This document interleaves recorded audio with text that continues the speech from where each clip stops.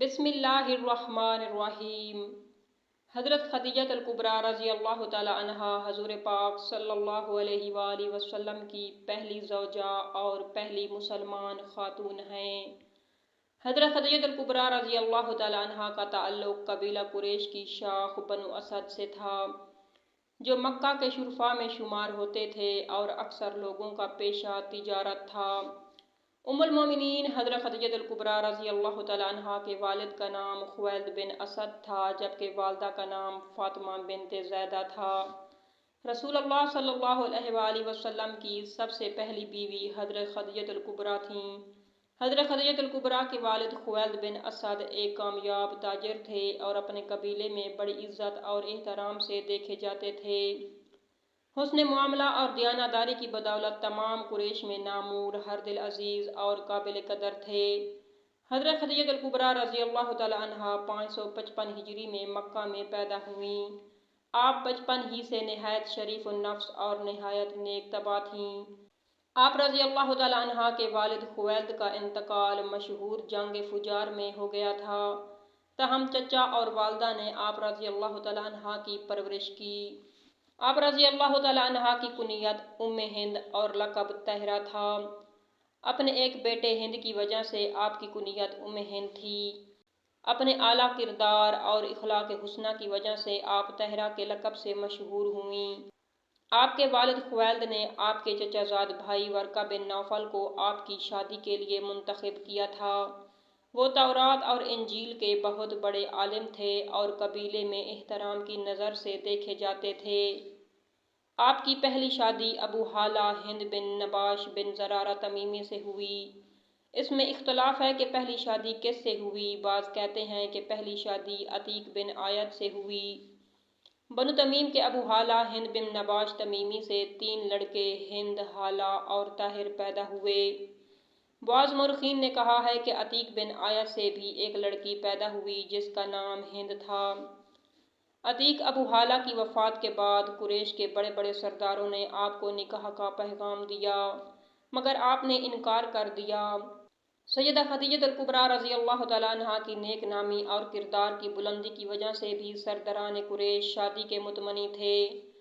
اکثر مورخین کے بقول رسول اللہ صلی اللہ علیہ وآلہ وسلم سے شادی سے پہلے آپ کی 2 ہی شادیاں ہوئی تھیں۔ تیسرا نکاح سرکار دو عالم صلی اللہ علیہ وآلہ وسلم سے ہوا۔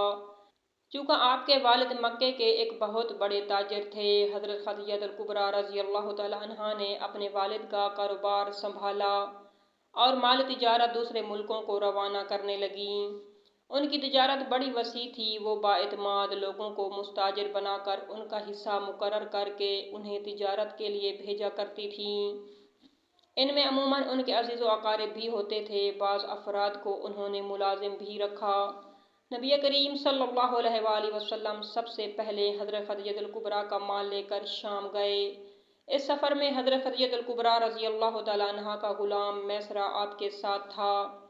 ان کی تجارت شام اور یمن کے ملکوں تک تھی، اس لیے انہوں نے وسیع کاروبار کو چلانے کے لیے بڑا عملہ رکھا ہوا تھا، جس میں متعدد عرب، یہودی اور عیسائی ملازم تھے۔ حسن تدبیر اور دیانتداری کی وجہ سے آپ کی تجارت ترقی پر تھی۔ اس کے ساتھ ساتھ آپ زیادہ وقت تنہائی میں گزارتیں اور کچھ وقت بیت اللہ شریف میں۔ رسول اللہ صلی اللہ علیہ وآلہ وسلم اس وقت بکریاں چراتے تھے۔ ایک مرتبہ حضرت خدیجہ الکبریٰ کے مال تجارت کی روانگی کا وقت آیا تو جناب ابو طالب نے رسول اکرم صلی اللہ علیہ وآلہ وسلم سے کہا کہ تم خدیجہ سے جا کر ملو، ان کا مال تجارت شام جائے گا، بہتر ہوتا کہ تم بھی ساتھ جاتے۔ میرے پاس روپیہ نہیں، ورنہ میں خود تمہارے لیے سرمایہ مہیا کر دیتا۔ رسول اللہ صلی اللہ علیہ وآلہ وسلم اپنی شرافت اور دیانت کی وجہ سے مشہور تھے اور آپ صلی اللہ علیہ وآلہ وسلم کے پاکیزہ اخلاق کا بھی حضرت خدیجہ کو علم تھا۔ رسول اللہ صلی اللہ علیہ وآلہ وسلم نے یہ تجارتی سفر 25 سال کی عمر میں کیا تھا۔ آپ صلی اللہ علیہ وآلہ وسلم نے بصرہ، شام میں سامان بیچا اور پھر جو چاہا سامان خریدا۔ اس مرتبہ جتنا نفع ہوا پہلے کبھی نہ ہوا۔ حضرت خدیجہ رضی اللہ تعالی عنہا نے دیکھا کہ جب آپ سفر سے واپس آ کر مکے میں داخل ہو رہے تھے تو دوپہر کا وقت تھا اور فرشتے آپ پر سایہ کیے ہوئے تھے۔ غلام میسرہ نے بھی بتایا کہ سفر کے دوران دوپہر کی حد میں فرشتے آپ پر سایہ کرتے تھے۔ حضور پاک صلی اللہ علیہ وآلہ وسلم کی دیانتداری، حسن اخلاق، تجارتی منافع اور پیش آنے والے واقعات سے حضرت خدیجہ الکبریٰ رضی اللہ تعالیٰ عنہا کے دل میں حضور پاک صلی اللہ علیہ وآلہ وسلم سے نکاح کا شوق پیدا ہوا۔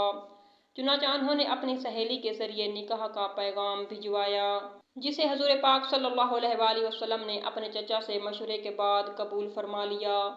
آپ صلی اللہ علیہ وآلہ وسلم نے چچا عمرو بن اسد کو پیغام بھیجا کہ شادی کرا دیں۔ وہ آ گئے اور حضرت صلی اللہ علیہ وآلہ وسلم آل مطلب کو لے کر آئے، جن میں آپ کے چچا حضرت حمزہ رضی اللہ تعالیٰ عنہ اور جناب ابو طالب بھی تھے۔ جناب ابو طالب نے خطبہ پڑھا اور حضور پاک صلی اللہ علیہ وآلہ وسلم کی شان اقدس میں تعریفی کلمات کہے۔ حضرت خدیجہ الکبریٰ رضی اللہ تعالیٰ عنہا کے چچا نے بھی تعریفی کلمات کہے اور نکاح ہوا۔ 12.5 اقیہ جو کہ 500 طلائی درہم تھا، زر مہر مقرر ہوا۔ یہ بھی کہا گیا ہے کہ 20 جوان اونٹ مہر میں دیے گئے، جنہیں ذبح کر کے لوگوں کو کھانا کھلایا گیا۔ جب رسول رحمت صلی اللہ علیہ وآلہ وسلم کے ساتھ حضرت خدیجہ کا نکاح ہوا تو اس وقت آپ کی عمر 40 سال اور حضور پاک صلی اللہ علیہ وآلہ وسلم کی عمر مبارک 25 سال تھی۔ حضور پاک صلی اللہ علیہ وآلہ وسلم کی شام کے تجارتی سفر سے واپسی کے 2 ماہ 25 دن بعد حضرت خدیجہ الکبریٰ کے مکان پر یہ تقریب ہوئی۔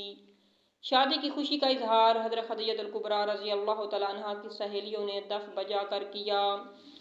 آپ رضی اللہ تعالیٰ عنہا ایک وفادار اور غمگسار بیوی تھی، پوری یکسوئی اور دل جمعی سے خاوند کی خدمت کرتی تھیں۔ رسول اللہ صلی اللہ علیہ وآلہ وسلم سے آپ کی 6 اولادیں ہوئیں، جن میں 2 صاحبزادے اور 4 صاحبزادیاں تھیں۔